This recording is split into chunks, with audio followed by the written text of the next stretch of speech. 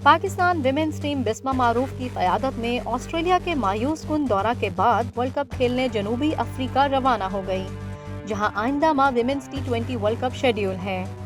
इस टूर्नामेंट में पाकिस्तान टीम को अपने ग्रुप में मजबूत तरीन हरीफों का सामना है, जिसकी वजह से इसे ग्रुप ऑफ डेथ भी करार दिया जा रहा है। Pakistan women's team mega event में अपनी मुहिम का आगाज ही रवायती हरीफ भारत के खिलाफ मैच से करेगी, जबकि इसी ग्रुप में इंग्लैंड भी शामिल है।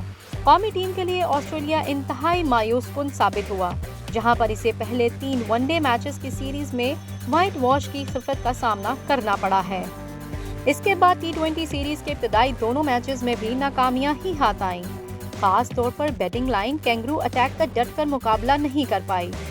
इतवार के रोज दोनों टीमों के दरमियान कैनबरा में तीसरा T20 मैच शेड्यूल था, ताहम बारिश की वजह से ये मुकाबला बगैर कोई गेंद हुए खत्म करार देना पड़ा, जिसकी वजह से मुख्तसर फॉर्मेट की सीरीज ट्रॉफी भी मेजबान ऑस्ट्रेलियावी टीम के नाम रही, जिसने ये सीरीज 2-0 से अपने नाम की।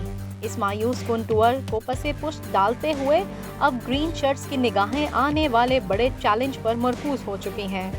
इधर पाकिस्तान विमेंस टीम के कोच सलीम जाफर ऑस्ट्रेलिया के मायूस कुन टूर में भी कुछ मस्बत चीजें देख रहे हैं।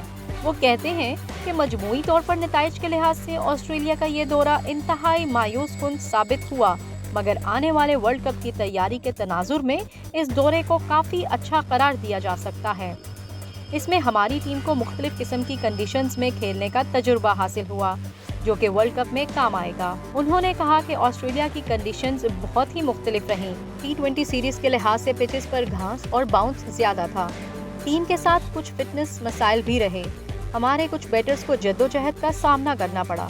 मुझे उम्मीद है कि जनूबी अफ्रीका में शेड्यूल वर्ल्ड कप में हमारी टीम काफ़ी अच्छा परफॉर्म करेगी। मेगा इवेंट में हमारा ग्रुप बहुत मजबूत है, जिसमें भारत और इंग्लैंड के खिलाफ मैदान संभालना होगा।